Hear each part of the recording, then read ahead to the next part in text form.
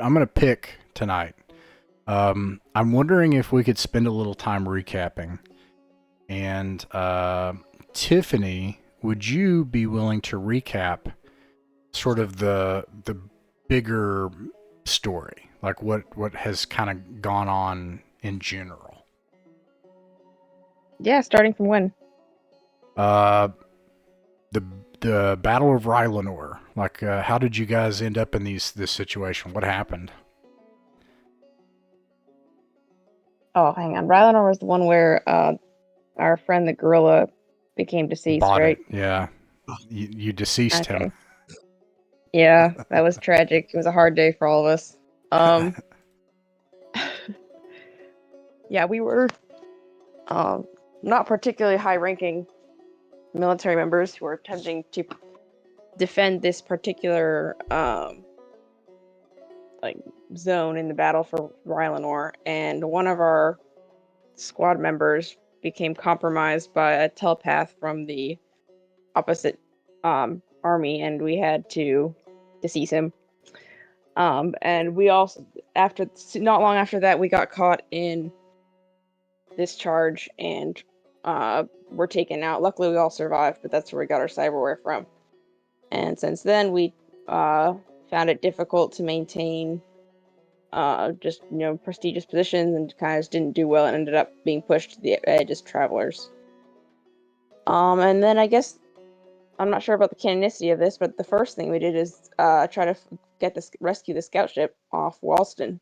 Um, so we went out there. It was a pretty smooth ride out. Met some contacts. We asked around. We did some sleuthing. We found the ship. We saved the ship.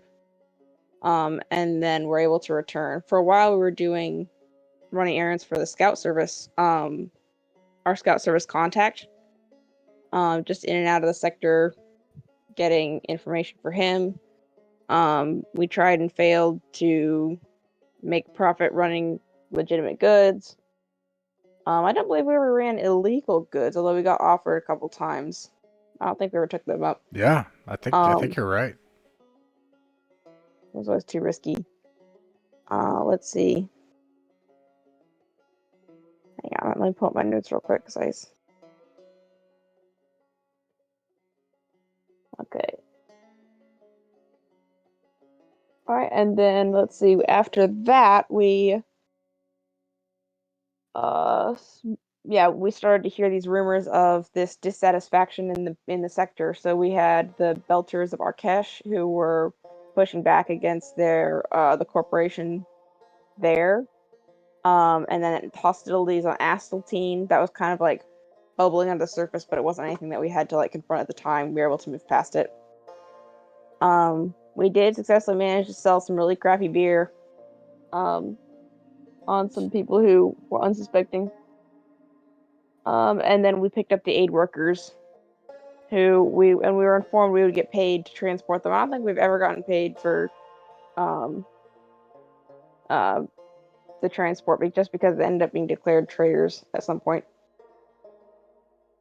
So after our one legitimate um, cargo job, we picked up these aid workers, moved to Raleigh, and got caught up in the Duke's crackdown on the planet as he was starting to consolidate his power source. And while we were able to get off, we ended up getting marked as like outlaws because we had to get the aid workers out of a slaver market. And we accidentally discovered that the Duke was involved with that as well. So he, what was it? Put the mark on us to discredit us from revealing that information. Let's see. We were approached by Yukon at this point, who was able to get us a pretty lucrative job, which is where we established contact with him. And it was at this point that we met the Space Vikings, who were in a pretty bad situation, actually. We originally were sent by Yukon to kill one of them, and decided not to do that. And after a tense few, I guess it was a couple of days of resolving internal conflict with their party, and they got their shit back and got their crew back together because they had split and had descended in fighting. We got a gun off of them, but but we had to go out to like the Shady Belt area to actually get the work done. So while we were on the way there, hang on. Oh yeah, I forgot about the pigs. Oh, and I forgot about Bellamy's dramatic cutlass duel. How could I forget this?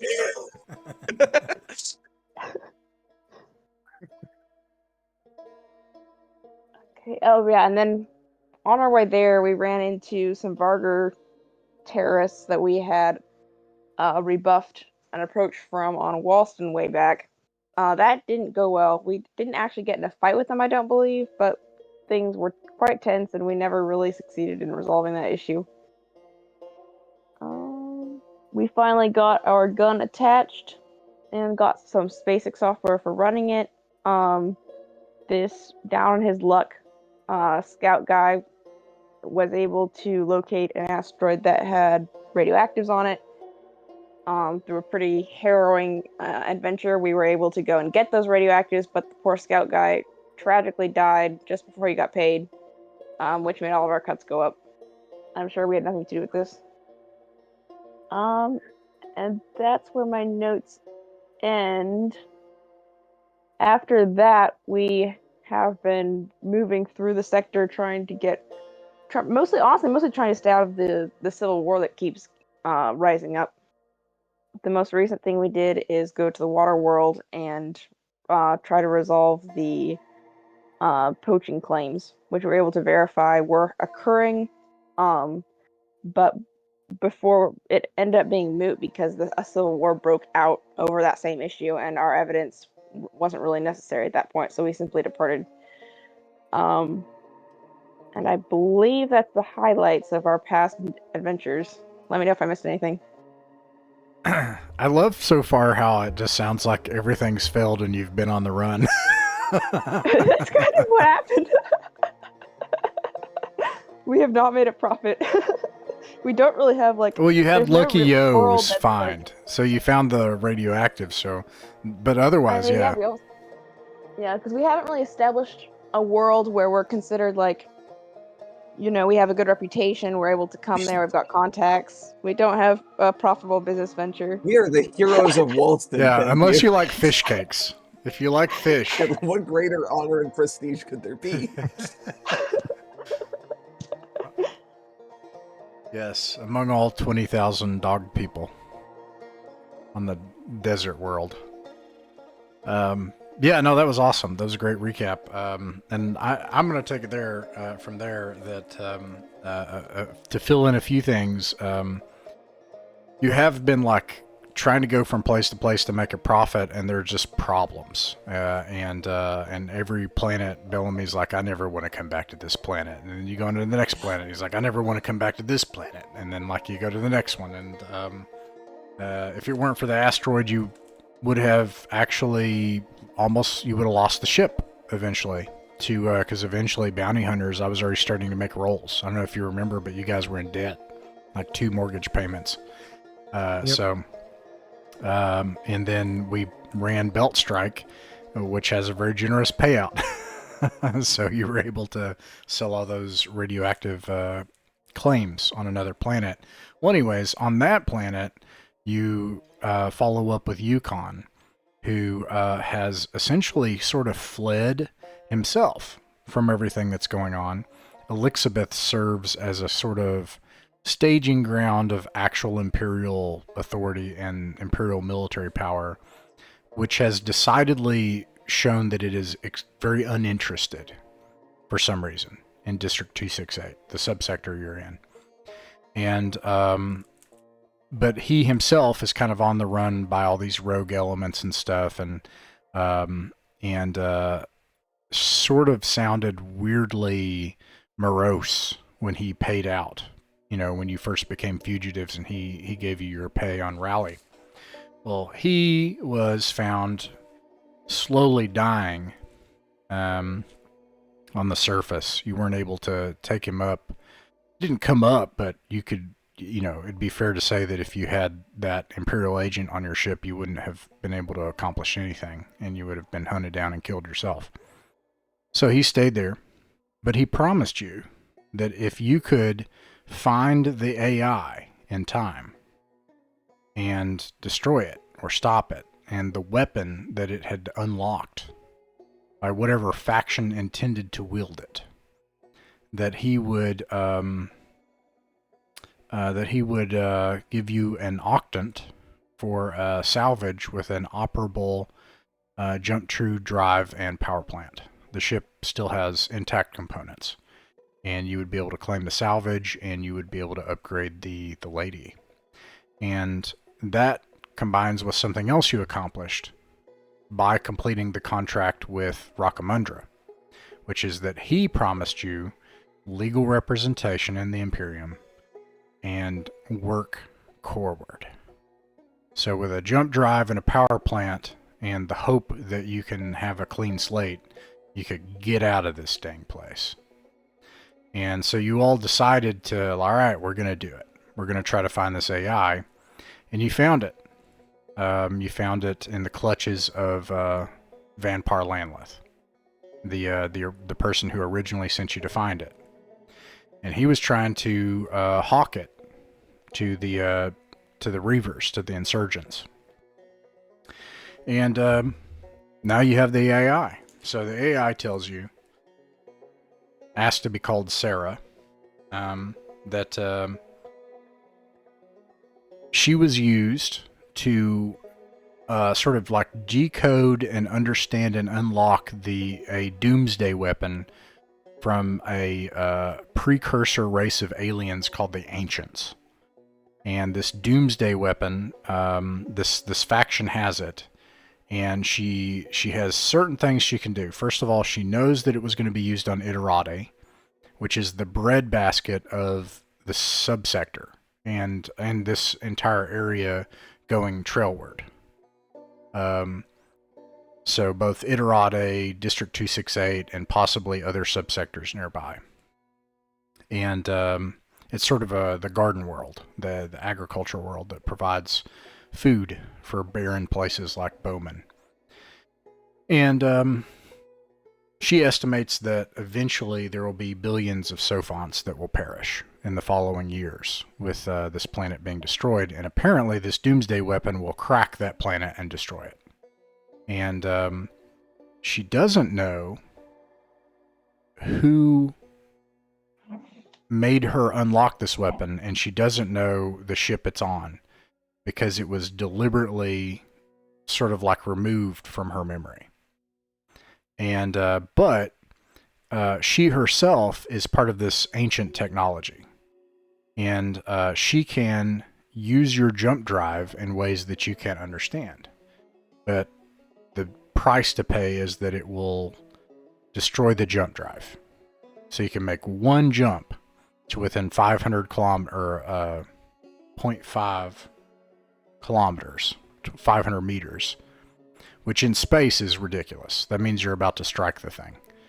And you only have moments to act within 500 meters. And you decided to do it. And then her condition was that she would get to stay with the lady. Actually, the real condition is she gets to have the lady, keep it. But maybe there's some discussion later about maybe being her crew and how that works out and what it looks like and everything. But so, any questions before we begin, or anything anybody wants to add? I've had this week in jump space.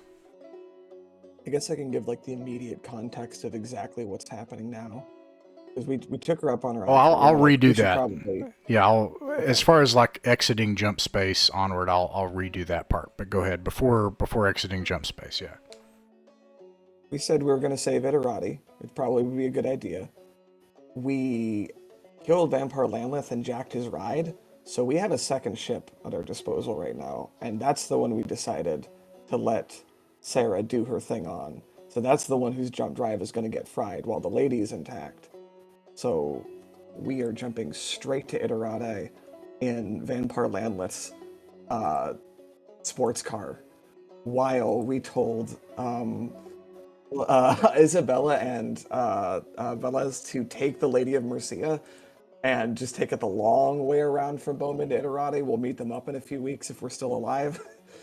So hypothetically, the lady is safe, and we're going into this last mission in a hot rod. Yeah. And you changed the transponder on his ship to be the Lucky Yo. Yeah. Yeah. Okay. Cool. All right. Well, here we are. So,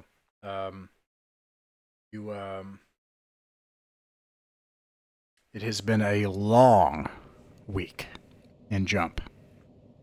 Is there anything that you all want to do in that week of being in Jump?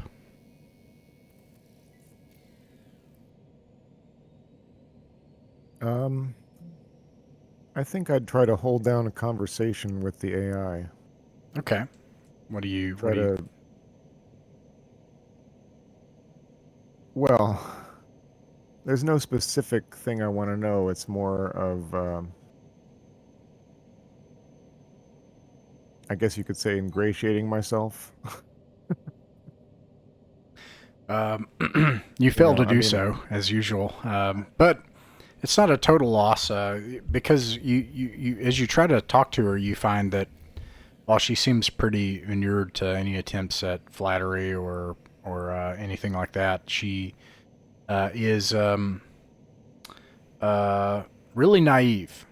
Like she's able to calculate things that she shouldn't be able to do with the ship's computers. So you don't know what's in this case, and Marcella's not here.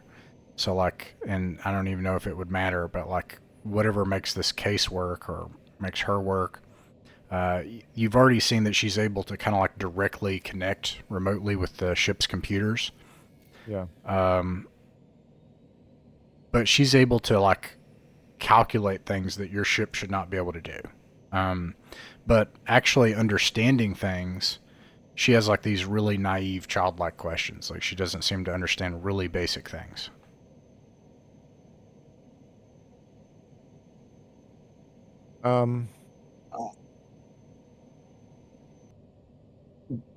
Books and Well. Shipley, do you guys want to go to class this week, or do we want to call this our spring break? I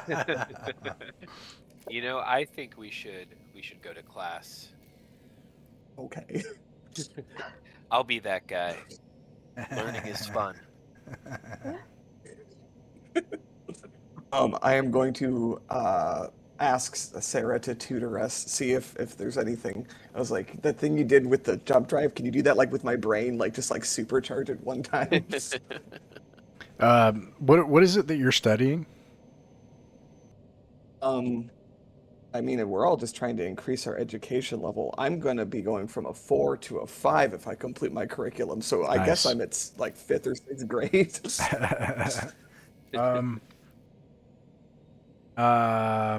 So the problem is that whenever you present concepts, that I would actually argue that that's probably initial post-secondary.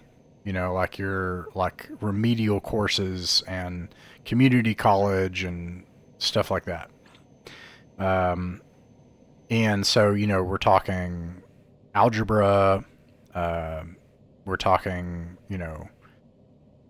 writing and all this kind of really basic kind of stuff. Every time you notice this, especially whenever there's math concepts, that she keeps getting them wrong. Really basic math concepts, when you're okay, I have to understand the quadratic equation, and she'll be like, but that an hour, and she'll say that equation is incorrect. We get into an hour-long argument about whether 1 is a prime number. Exactly. Yep. And she presents all sorts of really complex and alternative models for things, and it proves to be incredibly useless for just being able to complete an algebra course. I think it's we normally do 2 lessons per jump, and that's 100 credits. So hopefully this will all pay off. She does offer to do it for you. Because she doesn't understand cheating.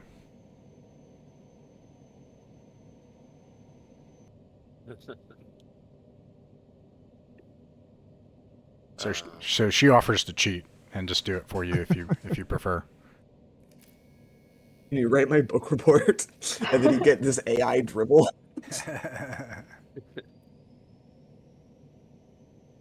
Yeah, she doesn't seem too trustworthy right now. So I will do it my own. You'll do it your way? Yeah. All right. What about Shipley? I'll just study in the corner. All right. So I'm watching the entertainment value. everybody's doing their schoolwork before death. What about Doc Ocean? You're kind of new to the crew. I'm still helping them tutor them, aren't I? Oh yeah, that's right. Now Doc You're probably the Ocean's one that's quite actually helpful. arguing with the AI. Yeah, like maybe it starts subtle, and then like Doc Ocean's like very well educated, and he's like, no, that's not right, and then yeah.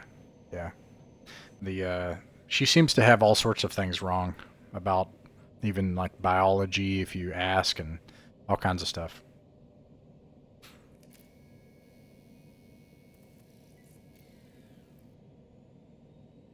All right.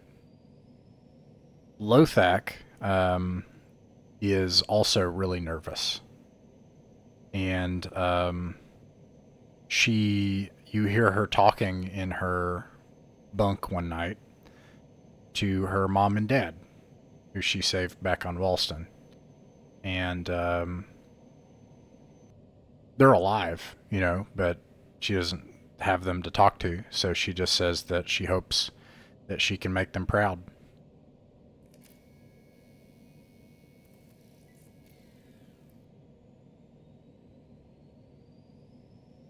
That's sad. Should one of us go and talk to Lothak? And I mean, I'll do it. Just say, how you doing? Checking in. It startles her. Chance. Hey, Books. I thought you were studying with the AI. Yeah, I decided to take a little break. I, can't help but overhear your conversation. Not trying to eavesdrop, but just wanted to give you an opportunity to discuss your feelings or anything you'd like to talk about. I'm not good at this kind of thing, but I figured I'd. Her ears go back, and she like hunches and she looks really embarrassed, and but she says it's just on Walston when I was a driver, I didn't think about it when the volcano was happening. I just wanted to help mom and dad, and it didn't matter anymore. But this feels different. I am so far away from home. I'm so far away from home. Yeah, you are. I mean, we all are, but we kind of have our own family here, and you're part of it now, and we'll get you back home at some point. I think I'd like that. I think I'd like to go home after this. Yeah, I mean, we could talk to the captain, talk to the rest of the crew, but you're not here, you're not being forced to stay here. So I don't see anybody having a problem with that. Well, I have a question. You all have been like family to me, and I appreciate it. Of course. Yeah, go ahead. Is Lothak like sending a message to her parents? Is that something that you can do? I don't know what to call it, but if you've ever looked at a picture of your grandma and just talked to her because you just needed to. Mm-hmm. Yeah. Gotcha.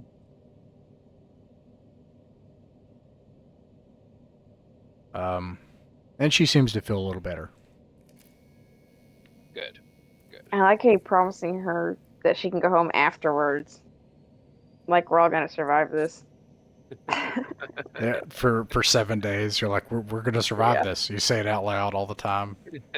I'm just thinking now, like, I don't have anyone in the universe that I would talk to that isn't right here, and I don't like talking to you guys half the time anyway. You say that in Get a message character. out. I would probably yes. I would Bellamy's if I could hanging get a out. message out. Like if we survive this, I'm gonna send a message to that one server at the Starhaven Tavern at Startown Liberty to apologize for cold cocking it.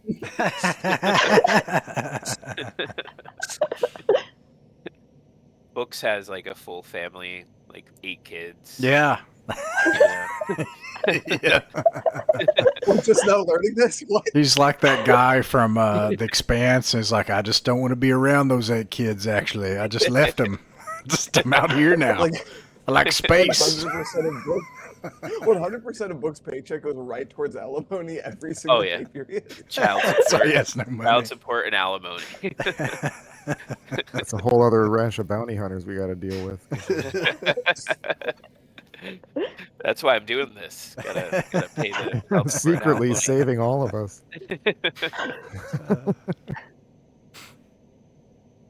All right. Well, a week passes. Be right back.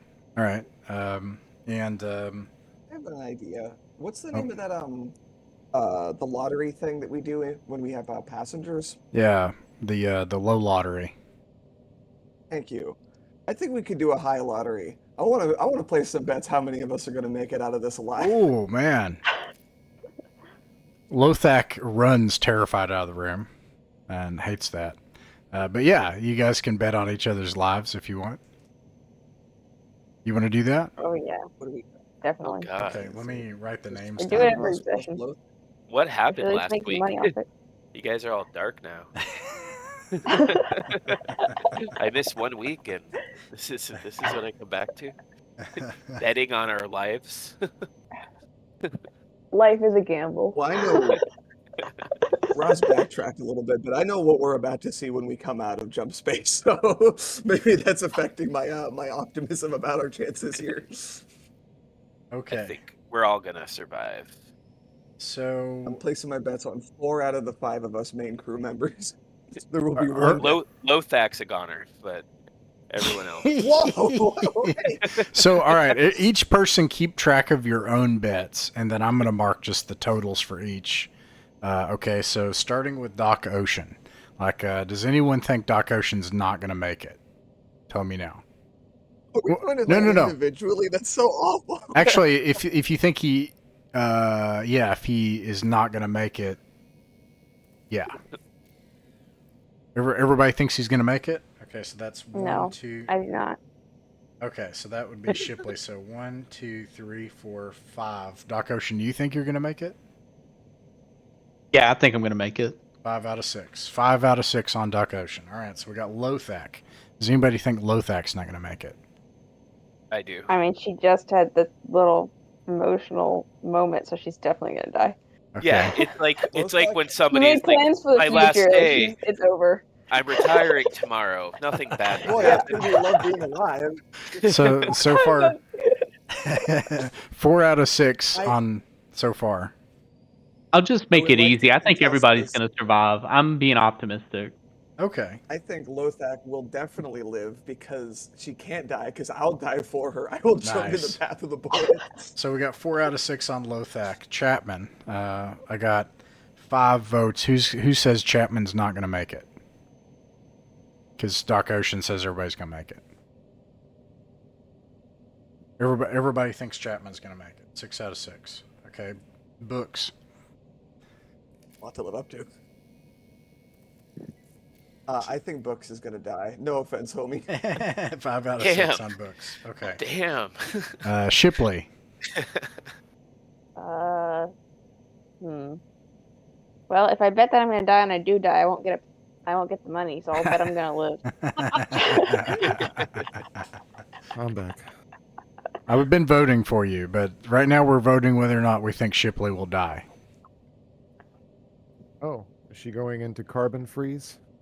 Not exactly. No. Everybody had this propose great that we hold idea. one of those lotteries, except just for us and the outcome of this battle.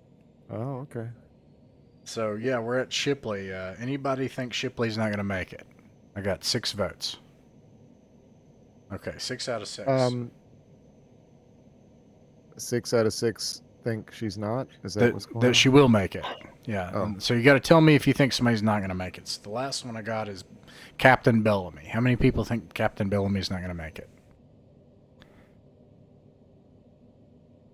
I think he'll live despite us. He'll be the last one standing. What'd you say, Books? I don't think Bellamy's gonna make it. No Right. offense. 5 You're out the of 6. captain. None He's an honorable man, and I feel like if one of us had to go, I feel like he would sacrifice. Yeah, he did himself. that with the explosive. He ran out and rolled the explosive out so that you guys could. Yeah. So. Yeah, exactly. He's that kind of Right. captain. So you should keep. I had Bellamy vote for everybody, although I'm sure he probably wouldn't have because he's very ornery and it'd be funny. But just if you guys could keep track of your votes, and then we'll do a payout. If I anybody. just want to say, I'm the only one, like, unambiguously, everyone's like, that guy's gonna make it. Yeah, you'll definitely Actually- make it, right? I'd like to vote against Chapman. Okay. I changed my mind. You changed your mind. Okay. You can change your mind. I'm taking gonna him be with looking me. over my shoulder the whole mission Yeah. now. If I go, I'm taking you with me. All right. Here we are. So the 7th day comes, 168 hours. You for the last time you put on your vac suit. You get your helmet ready. You holster your sidearm and your rifles and weapons. Put your ammo onto your vac suit. Glove up, and you get to your duty stations. You sit down, and you get strapped in, and the lady begins to leave warp.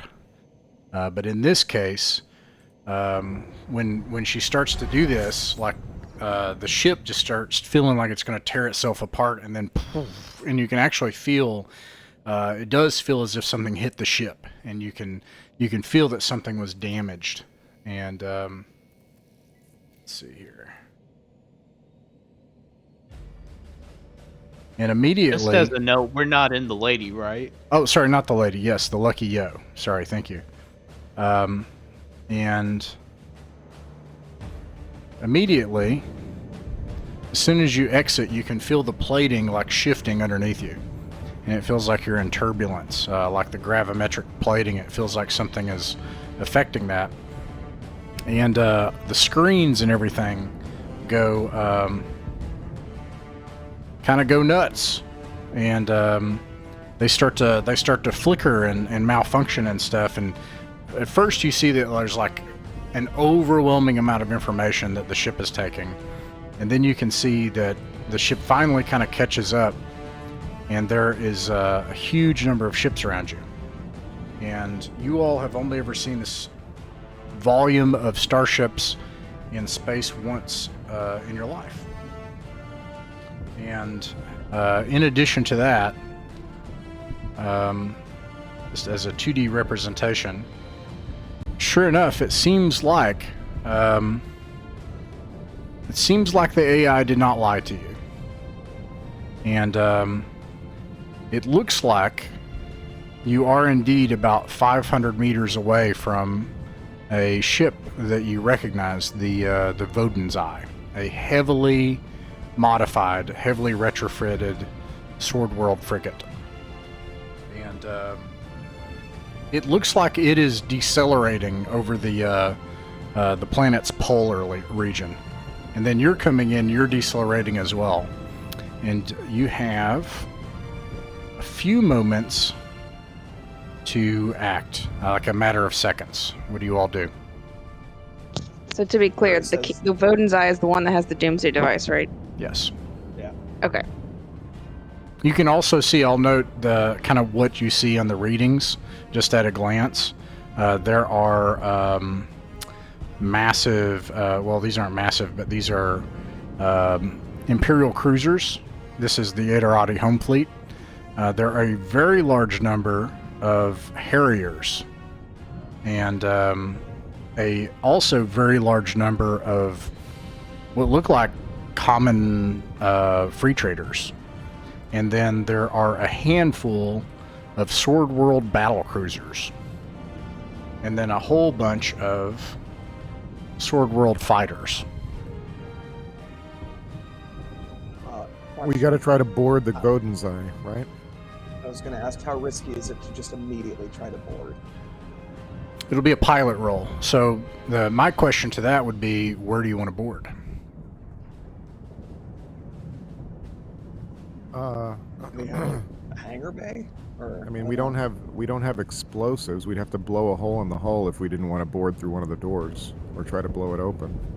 I'll point out that to me in this situation, it's very unusual. Usually you're not 500 meters away from a ship, so blowing a hole in it is actually a real possibility for you right now. But then maneuvering the ship, coming to a stop while you're both decelerating over a planet in a matter of seconds, that's going to be a pilot roll. Actually, then in that case, if we're 500 meters, we get a surprise shot on them. It's time to just blast like their engine. We need to try to do a called shot at close range on their reactor, and then like hit max accelerate and then take the shot. You know what I mean? Okay. You can do that. Thoughts about that? Yeah. I know we have seconds. I assume everyone agrees. Yeah, go for I'm it. okay with that. All right. Yeah. Who's the Doc Ocean's the gunner? Doc I am not the gunner. No, that's Shipley. I'm the We gunner. decided this last time. Yeah. He's banned from the guns. His Hippocratic oath. All right. You come in, you decelerate and flip the other way behind the Vodin's Eye, and come in as it's coming in and slowing down over the polar region. Get behind its engine, and that is. I'm going to kind of take these in micro turns. I'm going to say this is like 6 seconds or so, and you do that really fast. Shipley, roll to hit. You have to hit on a 6. You're right there, so a 6. Okay. 6. All right. Roll for the hit location on 2d6. I'm sorry, no, you hit the engines. Okay. Let's see here.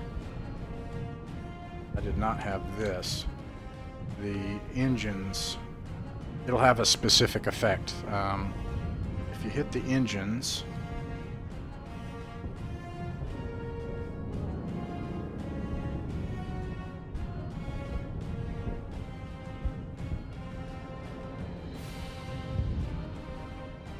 movement, ordnance launch, gravity, detection, damage. Here we go. So it's hitting the drive and power plant. Each hit on a power plant reduces its letter classification. So that's a bit unfortunate. So what happens is you hit the engines, but you manage to take out one kind of vent for its fusion, for one fusion plant. This thing is souped up, and it's decelerating anyways. So it's still managing to decelerate, though less quickly. But you don't take out its engines entirely. You think you'd have to hit it a few more times to be able to take out all of its engines and have it crash into the planet, which is probably the outcome if its engines go out. Meanwhile, there is a battle going on around you, and part of it has taken notice of you. And you can see moving kind of back and forth here.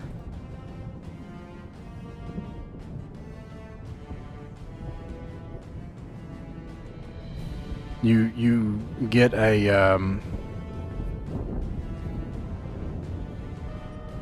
lock-on warning. Now you're really close, so it's probably a Sword World fighter, and they have a fighter screen. So it's actually farther away from the Vodin's Eye. So you can try to avoid it. So you are like right here next to the Vodin's Eye. So Pilot roll?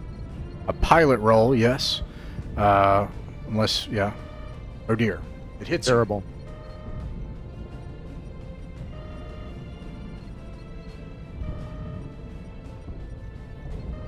All right. Roll 2d6 to determine hit location.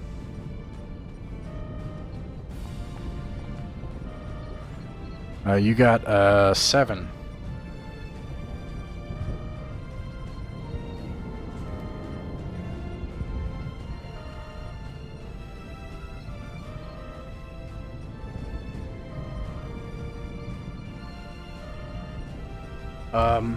It hits the hull of the Lucky Yo, and there's an explosive decompression. Any nearby objects go flying off and into the hull. The whole thing just and you're left into hard vacuum. You do your procedure where you get your helmet on, and you are now in hard vacuum and running on limited oxygen, unless it can be patched. Lothak, get on it. Is there anybody we could like barter with? Like, could we give the AI to somebody in exchange for our lives?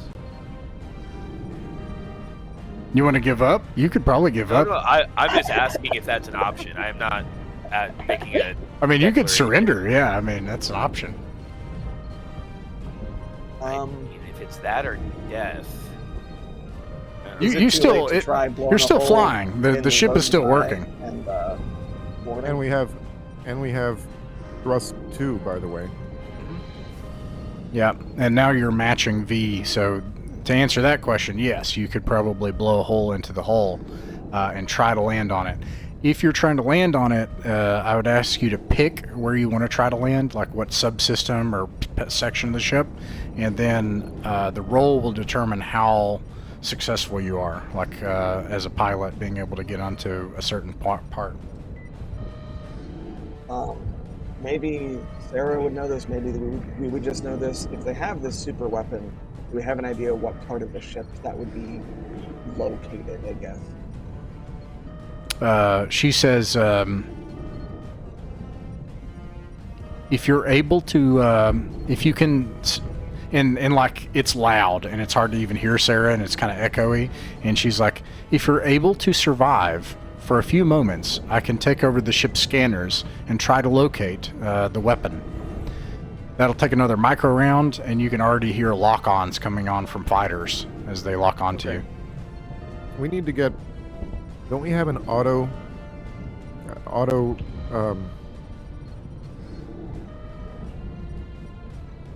What programs does this ship have? You could say the same ones, like, because I know you had auto, all that stuff, yeah. But, and more importantly, what's your intention? What are you thinking? And let's keep moving. Yeah, you only have like seconds to act here.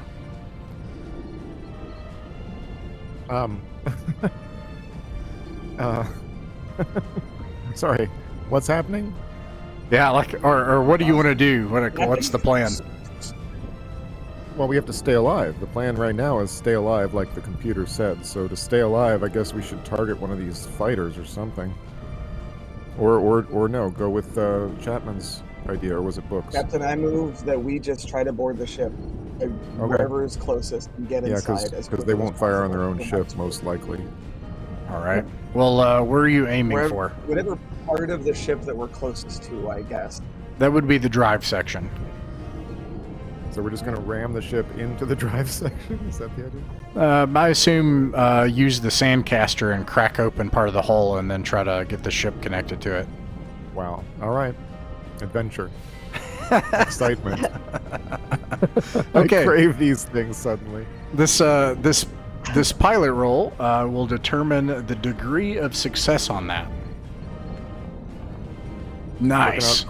Working out great, everybody. So, Shipley, you turn the sandcaster, and then you can see it like cracks open that part, and like a couple of sword whirlers come flying out. One of them hits the front cockpit of the ship and goes bouncing off, and then you like slam the ship down, and you do it so perfectly, Bellamy, that the ship landing gear has actually lodged into the opening, and you can actually just open up the bay as if you're going to unload some cargo.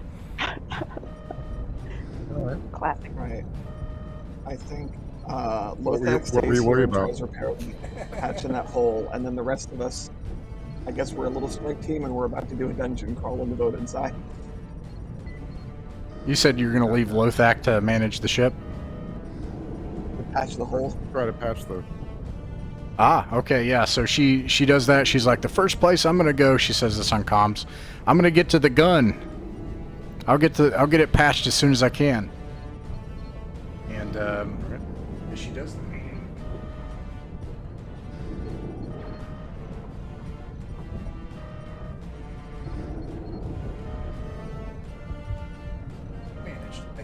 directly into these plates. You can change the order that you come in, so this isn't like, you know, because it's up to you. 2 of these people are dead. Oh, I can't see I'm it. still only looking at the space battle. Yeah, sorry, I haven't moved it yet. Here we go. And then you come in, you're the aggressor, so you can act first, but there are, I'll describe what you can see here. There are the fusion plants, of which there are like 4 big fusion drives for this thing. There is a doorway, like a mechanical access way that leads to the left and right. Some door straight ahead.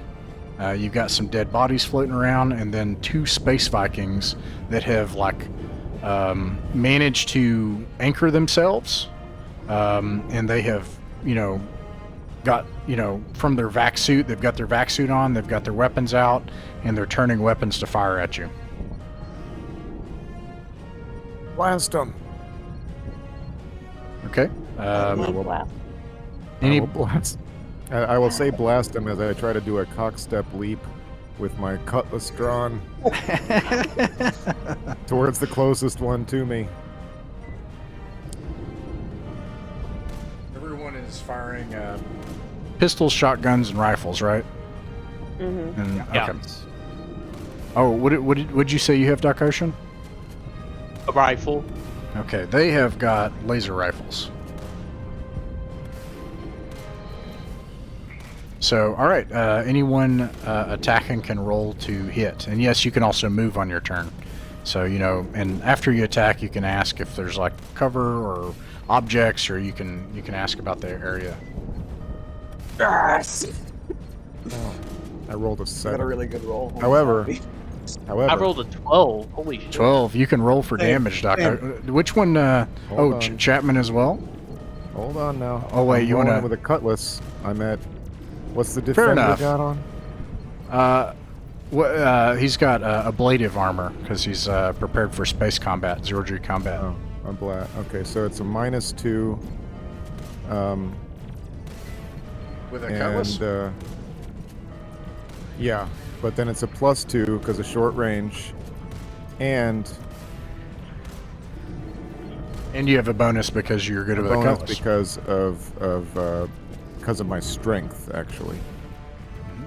So I'm at a +1 overall, I think, with that, which makes it an 8. All right, let's see. Wait, a +1, that would make it a 7, right? No, I got a 6 now. Okay, yeah, all right, let's do it. Sorry, 7. I rolled a 7 already. Oh, that hits, right? And Because it- you got a +1. Yeah, overall. Yeah. All right, so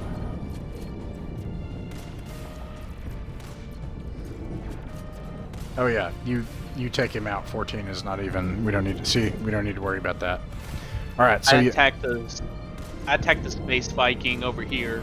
All right, roll for damage. And that's 3d6, right? For a rifle, I think so. Yeah. I thought it was 4d6. Oof. For the rifle. For an auto rifle, it's 3d6. Oh, okay. I think he's got a rifle. You said right. Yeah. That's 3d6. But anyways, oof, 6. Okay, and then Chapman also hit. Yeah, I did the same one, and I got a total of 10 damage. Okay, so 16 total. You will knock him out and crack open his vac suit. He goes bleeding and flying off, you know, kind of spiraling in 0G, and then his dummy cord like goes taut, and he just kind of floats in space. And this guy, you just like slice. I don't know. You describe what you do to him. I don't know.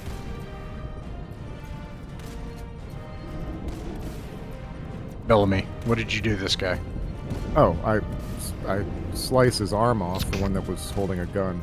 Oh yeah, so yeah, it keeps him from shooting. You slice his arm off. You can hear the faint, tinny echo of a scream from beneath a vac suit helm, and then he just like goes unconscious from the blood loss and the trauma, and he also just kind of floats. It's a tough life. Shipley? I got a 6. Does that hit? A 6 does... although they're all dead. Okay. And Super dead. I don't think it hits, though. I don't think so. One of them's dead twice. Yeah. Okay. So, yeah, what do you guys do from here? We The should ask computer. the AI what- where we should Yeah. We You- remain in audio contact with the computer, perhaps? Or do we have to carry it with us, maybe? I could let you decide. You know, it's got a flight case. Is somebody going to encumber themselves with a flight case? I'd rather and- not. But I I'll don't take know. the case. I'll take the case. Okay. You will have to not move to shoot, or you'll have to move and have the flight case. So those are. But I'll in the- take care of them. Yeah. Yeah. I'll take care of the flight Can case. we have Sarah do her scanning the ship for the location of the super weapon from here, or is that not possible when she's in the briefcase? No, she can do it, and she can, like, the things that she's able to do are unusual and not reasonable. What she's able to do, she can seemingly remotely interface with starships and stuff. So she's able to determine pretty quickly. She says they're about to drop the weapon over the polar region of the planet in 5 minutes. The activation for the weapon is on the bridge. The weapon itself is located in a bay. It's a retrofitted cargo bay that will use a gravity drop and propel the weapon toward the planet with chemical rockets. What if we just drop it from the bay? If the weapon leaves the ship, it'll activate. Meaning Sarah. like if it's like drop from the bay, it's going to activate. Could Sarah hack other ships? Is Um, that possible? what's your intention? If she might be able to she do could something. hack the other ships, and we could use their weapon systems, like for us as like a bargaining tool. Like we could surround the ship with all the other ships with their weapons drawn. This far away? No. No, okay.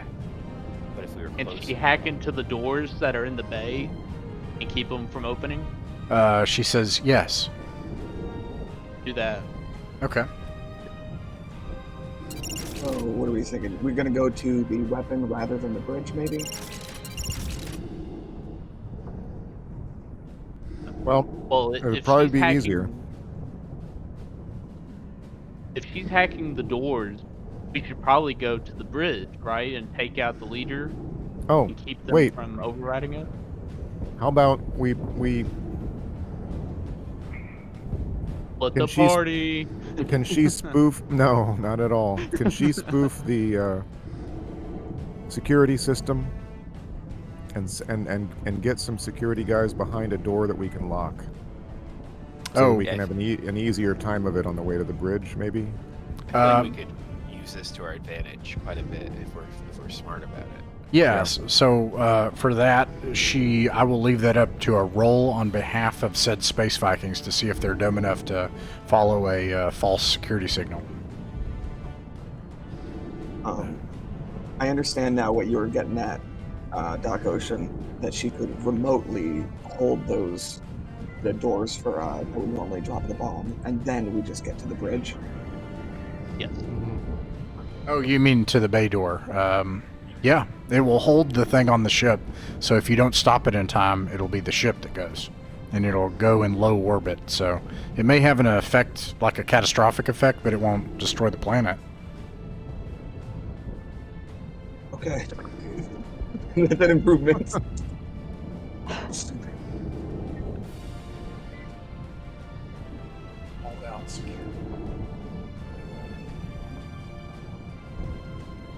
The planet will be intact, but all the food grown there for the rest of eternity will be hyper radioactive. And Lothak also calls you, and she says, "We've only got a few minutes. They're starting to land around the Lucky Yo. They're coming my way." And you can hear gunfire as she's like swiveling the turret around. Oh my god. All right. To the bridge.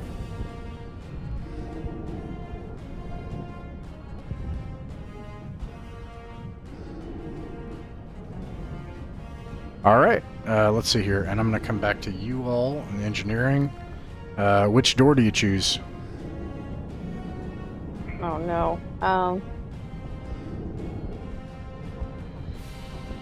Center. Okay. I vote for center.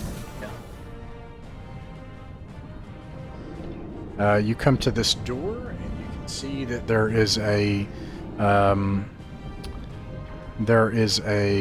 are two doors here. It's weird that they're not shown, but there's a door here, and then what are clearly elevators.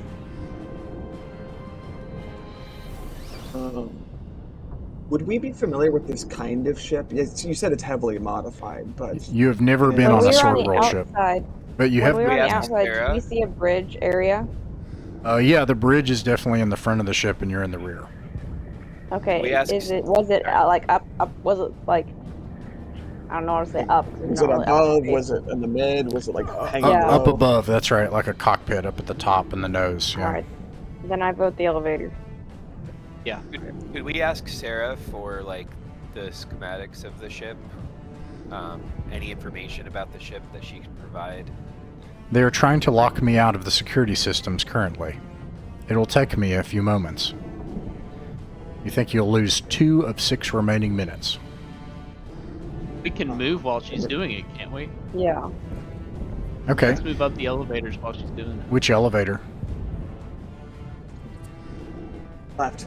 Let's go. Okay. Yeah. No hesitation. No dilly dallying. Okay, let's see here.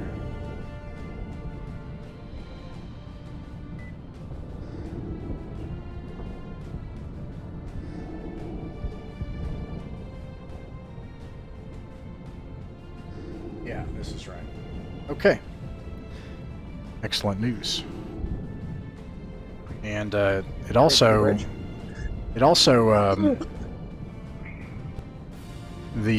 pressurizes, so you can, at least open your helmet so you can breathe and you can replenish your oxygen on your vac suit. But yeah, this elevator opens to the bridge, and on the bridge are only 4 remaining space Vikings, 2 of which you recognize. One is Captain, challenge him to a duel immediately. Yep. That's what I immediately do.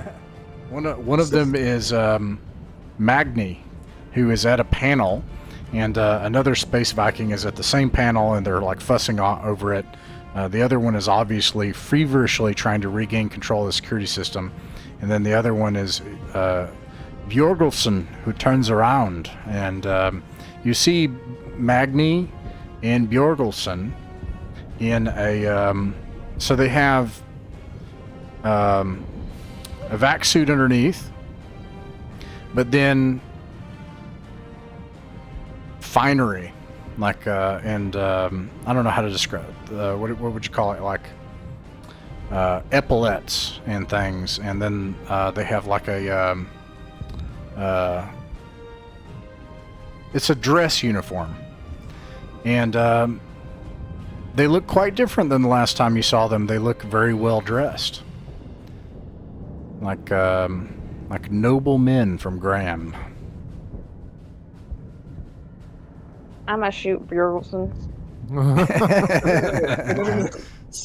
We're doing the duel. We got to do the duel. We don't want to have this be a You could do fight. it. I'm gonna leave it up for a vote, because there can also be the Well, Shipley it's just perfectly pulls a gun fine and with shoots him in the head. Yeah, it's perfectly fine with me if I challenge him to a duel and then she shoots him. That's also fine Yeah. with me. Okay, I so like that idea. Yeah. so It is let's what it is. okay, we already got 3 votes for that. So let's parse a couple of those things out. So let me give you the mechanics and your chances of doing it first.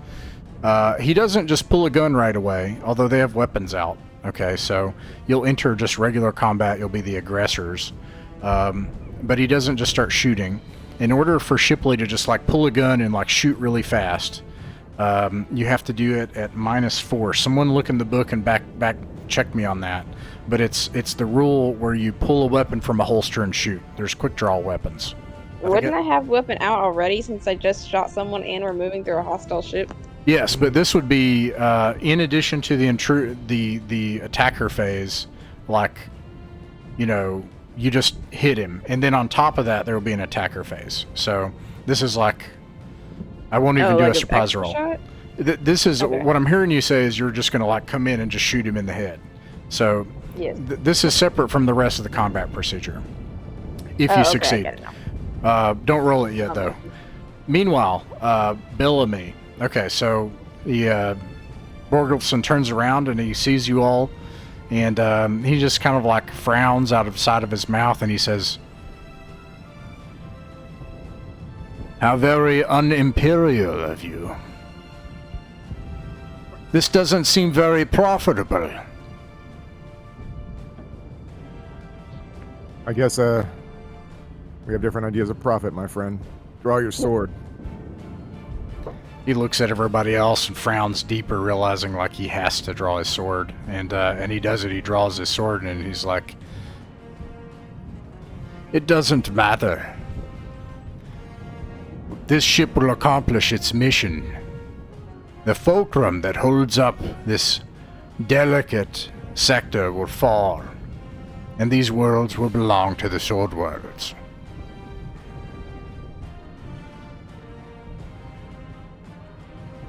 He draws his blade. Yeah, okay, leap to the attack. The rest of them draw their blades out too, and they turn around. Okay. Come on, that's not honorable. This is a Blast one-on-one 'em. thing. I mean, like for everybody Yeah. else, yeah. Yeah. Now, that being said, Shipley, if you want to just like shoot him in the head, you can roll at a -4 to hit, but this will just automatically hit him if you succeed. Okay, so you. Oh, I have a -1. All right. Somebody like tackles you, and it keeps you from hitting him, and you're in a desperate struggle with one of the space Vikings. Now we'll enter the combat phase. You all are the attackers, so you can still attack, or you can move, except for Doc Ocean. Doc Ocean, you'll either have to put the flight case down, or you'll have to stay where you are and shoot, or you'll have to keep the flight case and move. But everybody else can shoot and declare what they want to do. And if you're shooting somebody, tell me the target. It's against cloth Ross. armor. I hit Before shooting happens, this guy. net throwing to make that shooting a little easier. Okay, who are you going to throw the net on? Can I get both of these guys because they're close, or should I choose one? You'll have to pick one. All right, then I'm gonna do this guy. Is that Borgo? Did you say? Yeah, that's Lord. Actually, I have the wrong one. It's Magni. Lord Magni. Magni, sorry. Yeah, I'm gonna try to throw the net on Magni to make it easier to shoot him. Okay, you do that. Books, do you want to shoot him? I won't do any math. You'll hit him if you do that. Yeah, I rolled a 10. I do want to shoot him. Okay, roll for damage. With an assault rifle, is that 3d6? Yeah, and there's also a rule where you can like do burst fire or something. I don't remember how that works in this game, but it is 3d6 otherwise, or 46 actually. Is it 4? So 3d6. 3d6. Okay. I got I 7. rolled it. Okay, 7 damage. It hurts him. I rolled a 10. It's -4 for cloth, +2 for advantageous strength, +2 for range. So that makes it an 8 overall. No, does that bring it back to a 10? Yeah, because it's -4 +4. Yep, you hit. So, Roll for damage. yes, sir. Love to get my tabs in order here. Here we go. Dang it. Oh no. So just abstracting it, he barely parries the blow off of his face and steps out of the way. It slams against the deck and sparks fly up into the air, and he draws his blade back on you to try to. I'm going to resolve his attack. No, Actually, I did 6 damage to him. Yes, I know. Yes. Okay. I'm just making sure. Yeah. And meanwhile, though, before I do that, actually, Shipley and Doc Ocean, what do you want to do? I'm gonna shoot the guy in front of me. 9. Why am I rolling a Doc Ocean? Oh, I clicked on him. Okay. Yeah, I got a 9. Okay. You got a 9. Let's see. What weapon are you using? My rifle. Your rifle. Okay. Let's see. Rifle. does against cloth -3 is a 6. But you're at close range, right? Which is another 2, which is 8. Yeah. I think that's it. Okay, yeah, roll for damage. Okay. Or is it a negative effect against range? Roll at short range +1, so it does not hit. All right. But do you have a dex bonus or something to your yeah. rifle? Yeah, do you have, what's your dexterity? Yeah, if you have a bonus. Give me a second. My dex bonus is 0. Oh, but your dex. Oh well. Oh, automatic rifle skill was 1. Okay. Yeah, but okay? So your dex is not 10. Okay. You Yeah, have to be my 10 dex or is more. 8. But Yeah. And there's -3, yeah, so it does miss just barely by 1. Okay, so probably that's what happens is you try to shoot, you try to turn and shoot again. He's on you, and he's got a cutlass out, and he's just like knocking your rifle out of the way and trying to bring the cutlass down on you. Doc Ocean, what do you do? I'm gonna shoot a jaw. Okay. So it starts at a -3 with a rifle, and a 5 -3 is 2 at medium range. So it misses. Okay. And then starting right at the top of the round with Jarl Bjorgovsen. A 9 minus cloth, which is minus 4. -4 against cloth. Yep. Okay, so that's 5, and then at short range with a cutlass.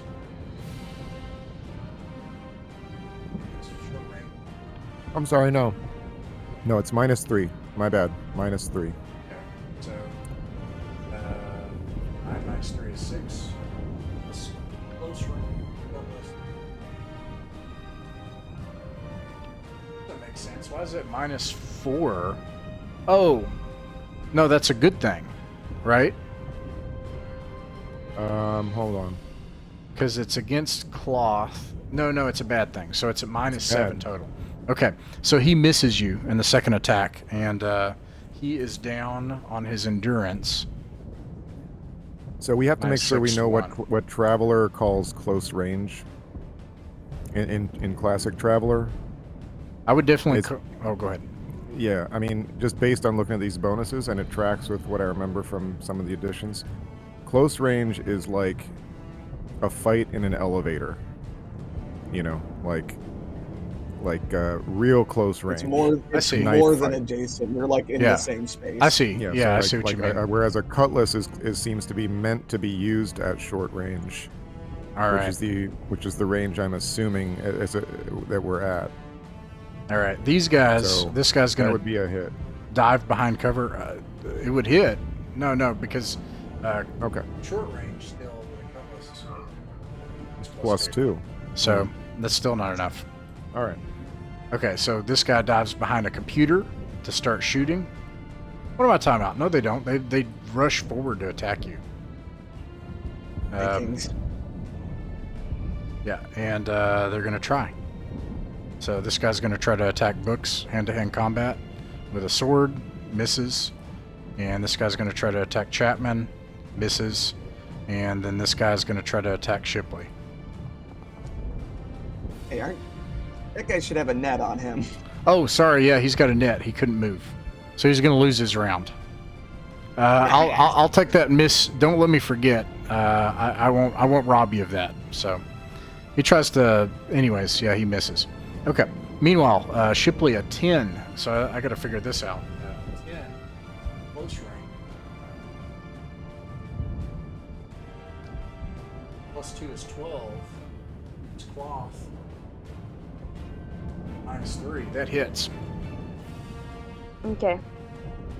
Does 3 damage. 4 plus 3 is 7 against your endurance. You still up? Okay, my endurance is an 8, so yes, I'm up. All right. Cool. All right. I got Top money of, riding out this. Don't you go down. top of the round. What do you guys do? Press the attack. Okay. Stop the. Yeah, by Yeah, the way, press the you attack. also only have 2 minutes left to stop the device. Ah! I rolled a 6, and does that I hit? missed badly. Can Doc Ocean, like while we're holding them off, can Doc Ocean move forward and try to like disable the device? Yeah. Because it looks like we've engaged everyone, like everyone here. And I would like to assist Bellamy before you try doing that attack. I have a way to make it easier on you. I'd be willing to bet if you brought that AI close to where she needed to be to control stuff, it'd work out well. Okay. Yeah, I moved to the console that is controlling the weapon. All right. This blade flashes down next to you as Shipley's in a life or death struggle, and you can hear, see Shipley's blood splash against the walls. Her vac suit's opened, and she struggles life or death. And Bellamy and Bjorgulfsson are fighting blade to blade as you dash past, and you make it to a control panel. I'm going to see what Doc Ocean does first. Go ahead, Doc Ocean. I set the case onto the table and have Sarah hack into the weapon and try to disarm it. She comes back and she says, "Unfortunately, I will no longer be able to block the bay. It will take approximately 1 minute in order to access the weapon control system." Do it. All right. She's like, "I cannot be interrupted during this time, Dr. Ocean." Let that get out of there. You can actually hear screams as Lothak is surprised and you hear gunfire. I put myself in between everybody and the case. I moved to where I'm blocking the case from anything. Okay. All right. Back to Chapman. You look. What did you want to do? Yeah, so I was wondering if, because before you said when I put the net on, it made it just like super easy to shoot that guy. Yeah, you could do I that. still have my fire extinguisher from last time. Could I do the same thing with Bjorgulfsson, where I just blast him with that, and it should make it way easier for Bellamy to just stab him? You want to run up with a fire extinguisher and like spray his face with halon so that it's an unfair Absolutely, fight? yes. Why does it need to be fair? And I don't have to be careful about aiming. I can just get in there and You just blast get in, away. spray halon in his face. Okay, you have a +4 to hit, Bellamy.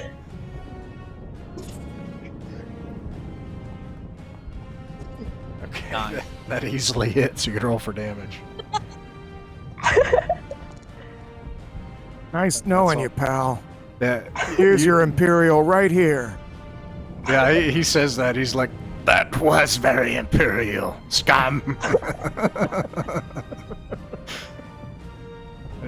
What do you do? Just slice his throat or something? Yeah, pretty much. I mean, just move on. You end Jarl Bjorgulfsson. Give him an honorable death here. Prolong it. Yeah, we'll see you in Valhalla. I mean, Bellamy will. I won't. All right. Books. What do you do? I rolled a 6. Oh, okay, right. And that was to shoot this guy? Yeah. That does not hit. Shipley, what do you do? I'm gonna shoot the guy in front of me. All right. See how well this goes. Okay. E. +1, I know from your bonus is a 9, plus you're close. Okay, that's going to be... And you have a automatic rifle or a rifle? Rifle. Okay, rifle. Minus cloth for rifle is 3 is 7. This is by 1. Oh, okay. All right. He is going to, let's see, back on their turn. They have 1 turn. They see that this stuff is going on. Lord Sophron is going to attempt to get out of his net and dive for the computer to knock it out and allow the thing to launch. So the first thing he's going to do is attempt to take his action to get the net off. He's got to roll an 8. He fails. He is still restrained. He yells at his comrade, "Get that off the launch system!" Chop him. And I'm going to allow Shipley. Do you have melee weapons? Yes. Let me double check and see what I've got. Inventory. Anything is a melee weapon if you swing it hard enough. I know, right? I can just whack him with my rifle. It's probably faster than switching weapons. Well, I will let you make an attack to make up for the fact that he dives for this thing. He's going to make an action, but before you can do that, you can make an attack with your rifle to hit him at close range or short range. Dang it! Okay, that is going to miss. All right, he is going to try to get past Doc Ocean. This is going to be a grappling attack check. That is his action. So let's see. Where's grappling? I don't know.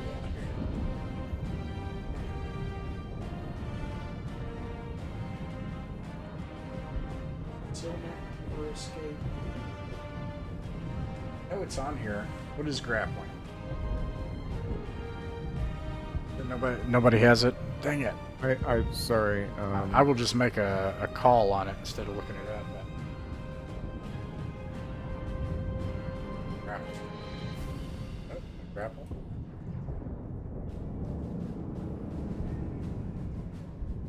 Seems pretty important though, so maybe maybe I should figure it out. Yeah, I'm looking at I'm looking at combat procedure ranges. This is before grappling was invented by AD&D. It's in the 1975 issue of the Strategic Review, which predated this by 2 years. The gamers first invented the idea of wrestling.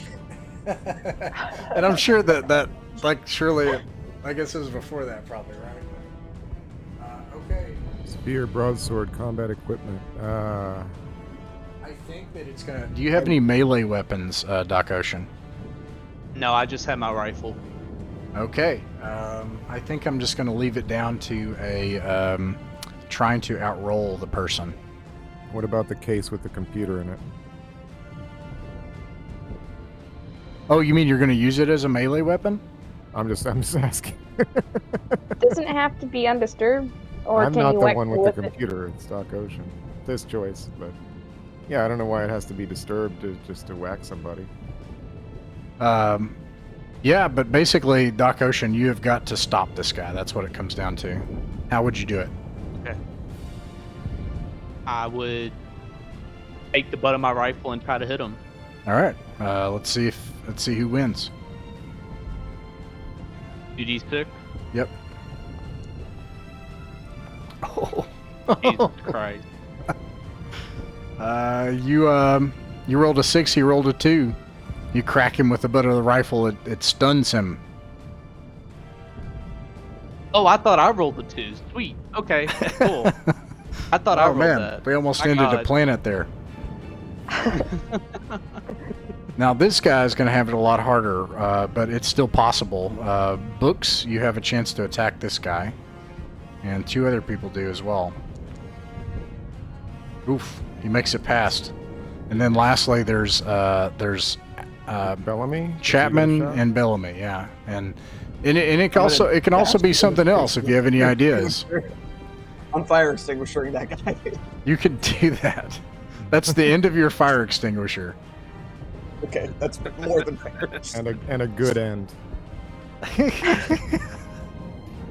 He's still alive. So the last thing is, and like you can, she says, "I have aborted the activation of the weapon. It is now inert." And this guy comes up swinging at Chapman. That's going to be the result of that, and he's going to be the attacker. But he misses. Chapman, you can attack back. Anybody else can attack. He is going to fight to the death. Okay, well, I'll Okay. help shoot him. You I'll just know, dogpile this guy. again? Really? Oh, Now, with you that might take someone 7, out. With that 7, I'm pretty sure I get a hit. Oh, really? Well, he's got cloth. Well, okay, wait. He's got cloth. Yeah. Right? Okay, that's -3. So that brings it down to a 4. And then I get a +2 from range 6. and another +2 from strength. Yeah, that hits. Whack 'em. All right, that is enough to knock him out. You hamstring him with your blade, and you now have control of the bridge of the Vodenseye. And I'm going to use my action to just finish off Lord Sofrin here while he's struggling. I'm going to turn to Chapman and say, hey, get on the comms and make it sound good. Yeah, Sofrin looks up to you, Chapman. He's like, none of you ever were willing to do what was necessary. Fire extinguisher says otherwise. This cave is nose Someone's in. like bleeding out in a wall.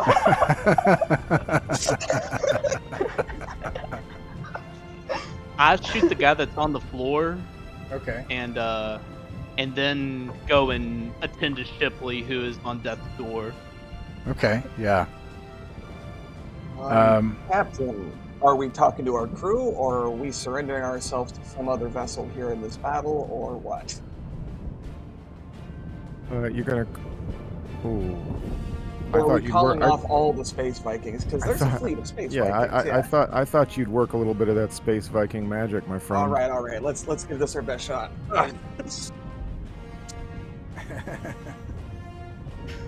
Okay. Yeah. Anyways, Sarah, she's like the weapon is now inert. It is deactivated, and she's disconnected from the console. What's the plan? They are about to overrun Lothak, and they're currently on other parts of the ship, and yeah.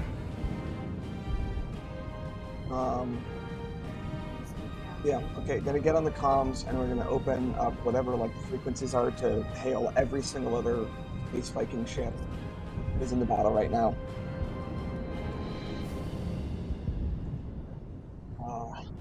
Gotta figure out what the right angle here is for this. And I'm gonna tell them all that their leader, Jarl Bjorgufsson, has fallen in honorable combat, according to the customs of that dictate such things. And that their new leader right now is Captain Klaus Bellamy. Oh, is this kind of like you keep what you kill from Riddick? Is that how that works? Well, yeah, sure. He's so. proven himself, he's proven his strength, right? And this is a might makes right kind of culture.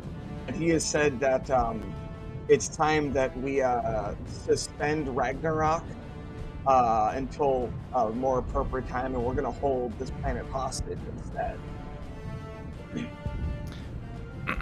This is going to be a hard sell. So I'm going to say that you have to roll under your social, but I'm going to give you a +2 penalty. It's not impossible, I don't think, but it's going to be hard. That is going to be hard. Remind them this is the same man who bested. Oh well, never mind. It's always like, don't forget my exploits. You say that in character. Yeah. Yeah, I mean, it's time for us to hold this planet hostage. There's a lot more strength that can be gained by the threat of violence than by, ending things once and for all. Why let the battle end, Okay, I got a total of 9, you said, +2 is a penalty, so that's 11, and I got a social of 7, so I didn't care. You hit, suddenly a lot of comms come in, and they're like, and they're in Old Norse, and you can see on the panels that ships, so this is a frigate. I'm going to go back here, it's a little meta, but this is kind of what's happening outside. You can infer this from your ship's radar here. There's a sort of broken arrow kind of thing that happens. And this is just a frigate, although obviously it was the main effort. It was intended to do this thing. These cruisers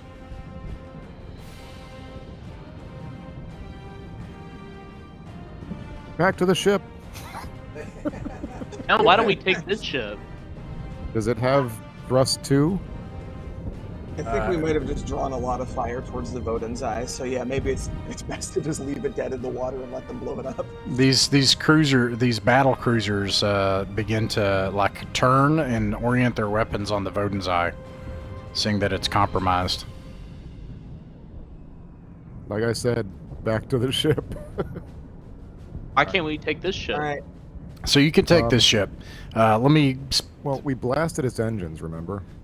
It still has engines, and they're still operating. The jump drive's still operating. Here are the kind of the complications you're facing. First of all, you gotta switch the software, which is gonna take a round. No big deal. You can survive for 6 minutes under a barrage of battle cruisers. The second thing is, in 6 minutes, you can also make it back to the hole in the hull. So there's that. But a couple of things. First of all, the crew is still on this ship. You just diverted them. So if you were successful at jumping, you would jump somewhere and then have this army of space Vikings and assorted others on this ship to deal with. I will also make it clear, if you make it back to the Lucky Yo, probably you could dive toward the planet.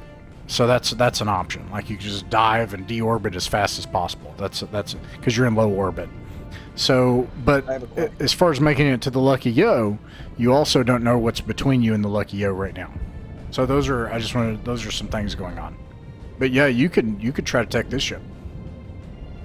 So we deactivated the weapon. That also disarm it. Was that permanent, or is it a matter of just whoever gets to the bridge next? Sarah tells you the weapon is inert. Without my programming or one like me, the weapon cannot be used. Okay. Mission accomplished. Now it's just a matter of survival.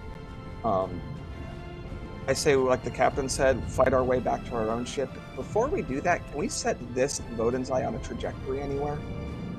Yeah, sure. Ramming speed. Oh, you're gonna set it against a sword world ship? Yes. Okay, yeah.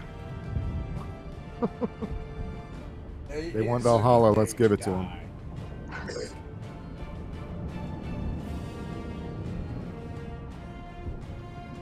Okay. Well, maybe, yeah. All right, so making it back to the ship. Are you just you're gonna get your helmet on and run through? Is that the plan? Can we try to redirect them again by using Sarah?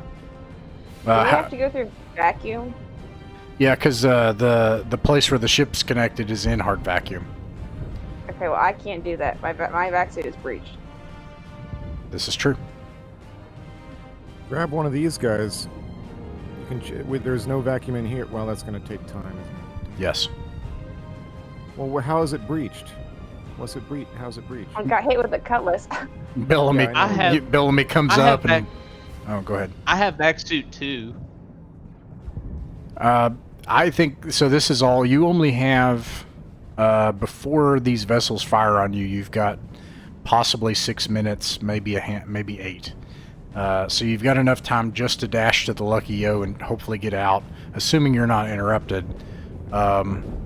This is bad. So anyone with vac suit, so Doc Ocean, you'd have to roll an 8. You can make the check. Okay. This is Here to we go. patch her vac suit. You make it. You're able to find some materials nearby, stuff off the wall. You latch it to her, and then you seal it down. And you're like, I know this is going to seal. She's uncomfortable because this is right on her wound. She's got 1 endurance, and she's got this big thing hanging off of her. But she is not going to be exposed to hard vacuum now. The ship. While he's doing that, I recover my net and I say, let's just fight our way back the way we came. Yeah, we don't get lost. Okay, let me see how they do as far as getting back to you. They rolled a 12. So shit. you've got a little bit of a situation.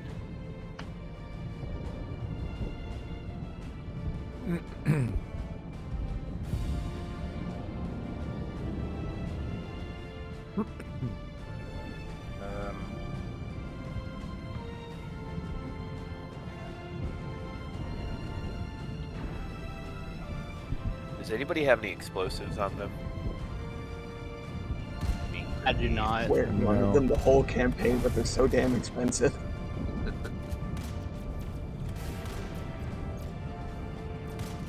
Could the computer, could the computer make anything explode? Yeah, Way to us? so you get back, and sure enough, like, just before these laser beams are gonna hit the Voden's Eye, there's just like space Vikings that have filled up this space. They're gonna try to stop you, you know, and they are also in the process of trying to apprehend or kill Lothak, so some of them are already on the ship, on the Lucky Yo. Yeah, what do you do?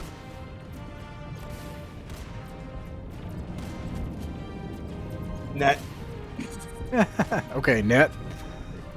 Yeah, I'll go to the front, throw it on this very first guy, and then try to get behind the doorway for cover if I can. Books, what were you saying about the computer? I was asking if there's any way that we could use the computer to cause an explosion or drop the air or something in the room where they are. I mean, I know Lothak's there too, but like, if there's anything we could do to use it to our advantage. Oh, you were also in hard vacuum already. So, she says, I could overload one of the fusion drives. It would disable the ship, and it would almost certainly kill all of the space Vikings inside. However, it would possibly damage the Lucky Yo, and it would also open a breach between us and the Lucky Yo, resulting in a potential spacewalk in order to reach the Lucky Yo, which will detach from the ship. Do it. Oh. You say do it, Bill? Yeah, I say do it. Oh, we're gonna do it. Okay.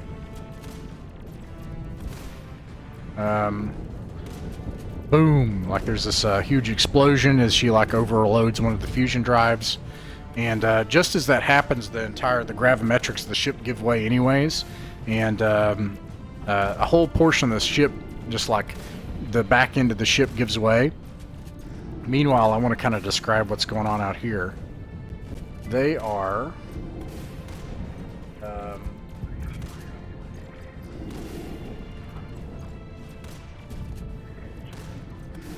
This ship. Oops. This ship is just about to ram into this ship and kill everybody on board anyway. But they are also firing on it and trying to get it to stop. And so the Voden's Eye is also taking damage as this is happening.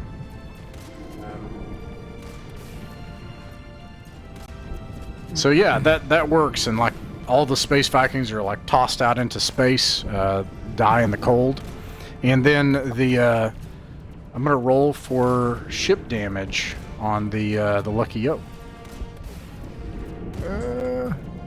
I got a 6 and a 5, which is an 11, which takes out the turret, and the turret explodes and opens up to space, and so also the Lucky Yo is now drifting away from the ship. You can see the Lucky Yo going off into space.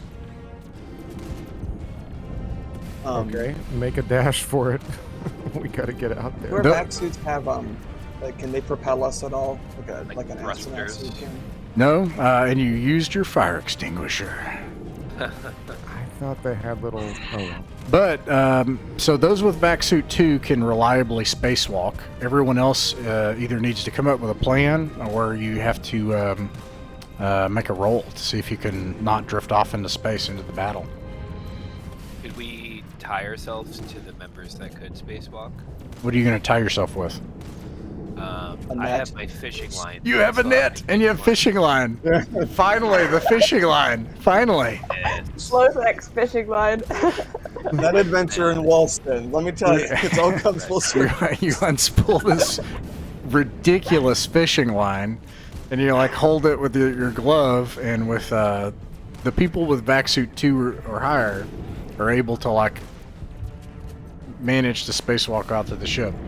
It's stupid, but I can't deny that you have that fishing line. And the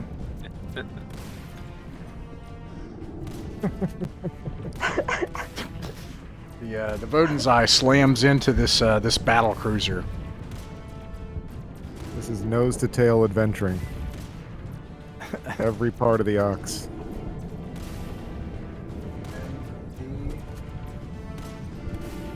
We gotta be economical.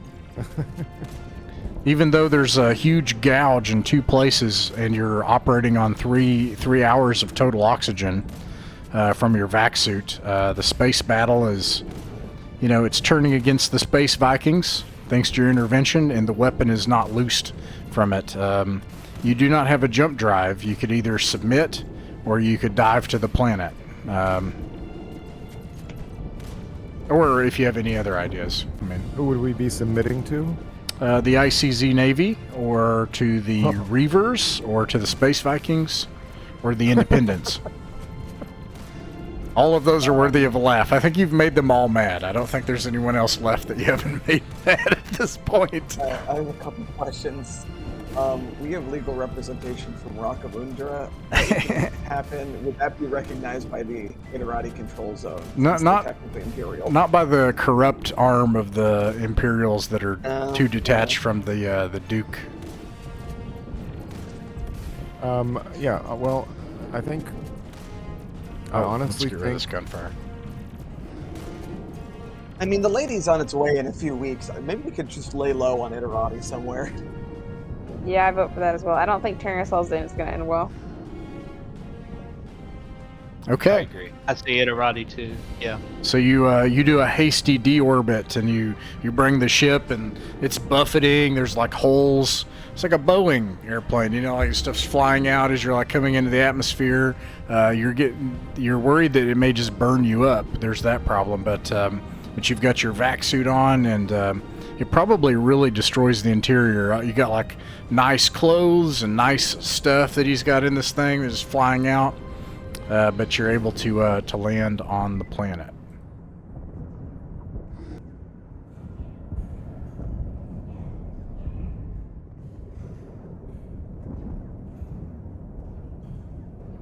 No one died. Got close. Damn it. A little bit close. Does that mean I'll win the bet? Only because you game's saved not over Shipley's yet. life. You fixed it.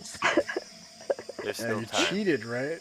Actually, it looks like Shipley won, and Doc Ocean. Doc Ocean, I thought you said that you voted against. No, I didn't No, I mark said you. Lothak would die. And Doc Ocean, actually. Okay. Yeah, so Doc Ocean's Yeah, I the think only it's one just that won. Operation. Yeah, Doc Ocean's the only one that won, I think. I had to be spiteful and go after Chapman. Lessons learned. Everybody loses 50 credits. Hold on. I bet for everybody. Okay. Everybody but Bellamy I'm and Doc flattered Ocean it happened. lose 50 credits. And let's see. Keep it. Buy me a drink later. I was actually just about to ask if Vampire Landliff had like a liquor cabinet anywhere here. Yeah, but it's utterly ruined. That's the terribly sad thing. Although you have like a little bit. Actually, no. There's. You know what? Let's roll for it. Actually, that deserves a chaos die. Okay, nice. Okay. There's one bottle of like, what's something really kind of trashy but pretentious at the same time? Amasec or something like in the back. Zima. Yeah. Zima.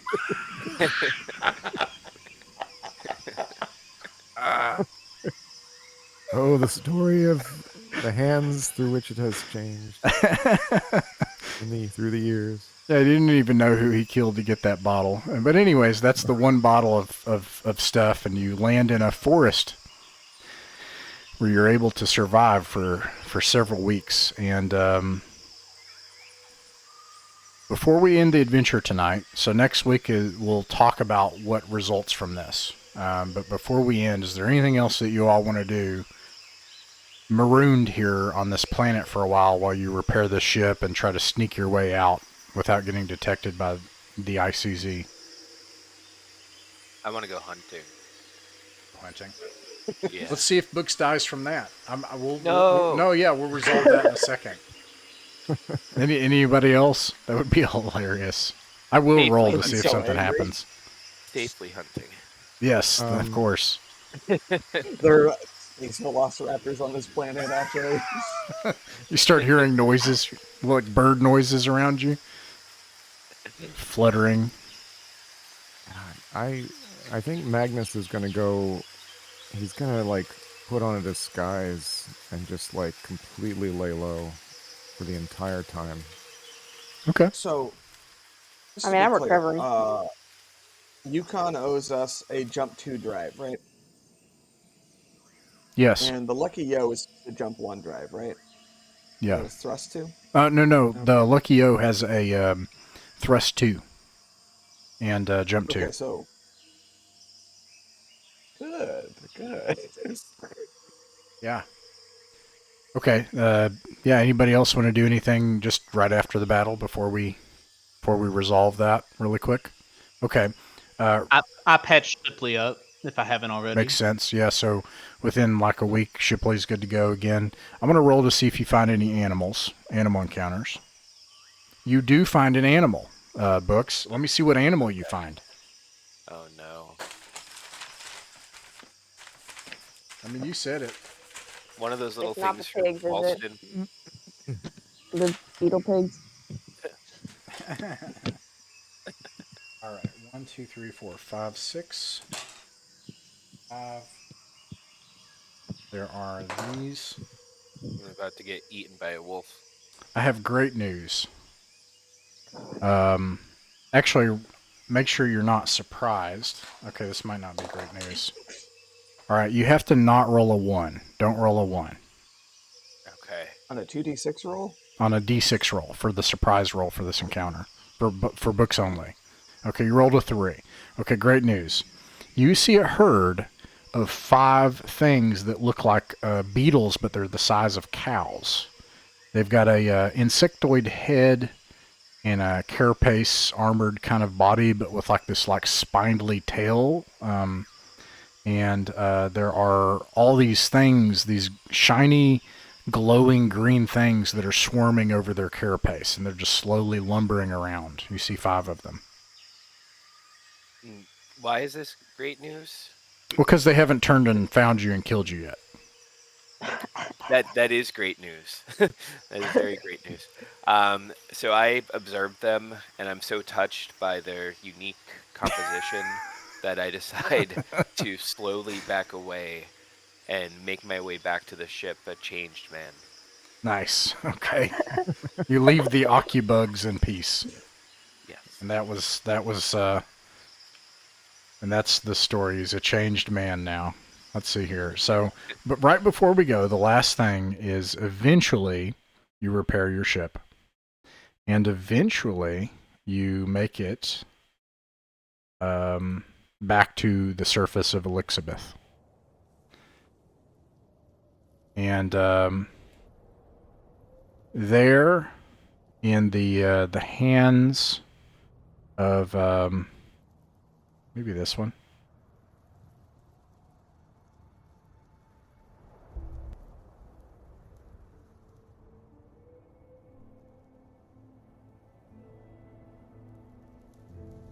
They're in the hands of an Imperial agent, with no promise that you would have succeeded, is his faith in you, and you find an octant.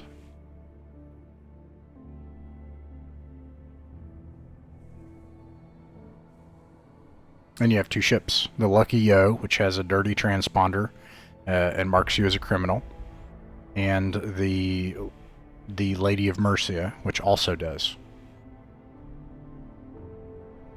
And here in this like half torn open trailer is the dead body of Yukon.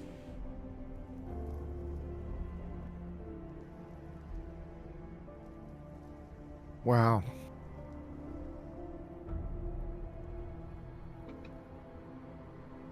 So, I just want to be clear. When Sarah said that she wanted the lady, she said she wanted it to explore, right? Yes. We have also not neutralized Sarah by any metric, right? No. She's just sitting there in the flight case. Yeah, so far. Okay.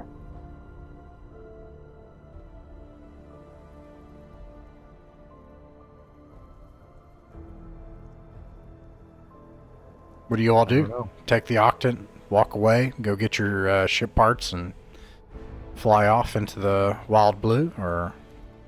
As far as I'm concerned, yeah. All right. I don't see any particular need to...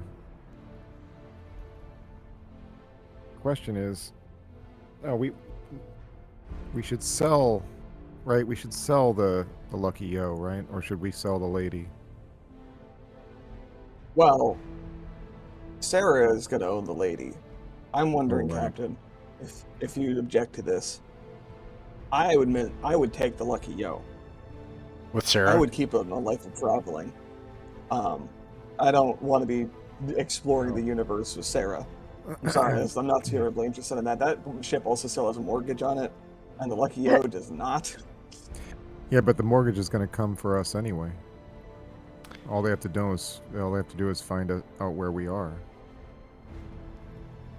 Yeah, he's how do we- saying the Lucky Yo is paid for, but to be clear, it's actually not. Right. It's a dirty ship that has all kinds of marks against it, and people are going to try to hunt you down. And you stole it. The bank owns that.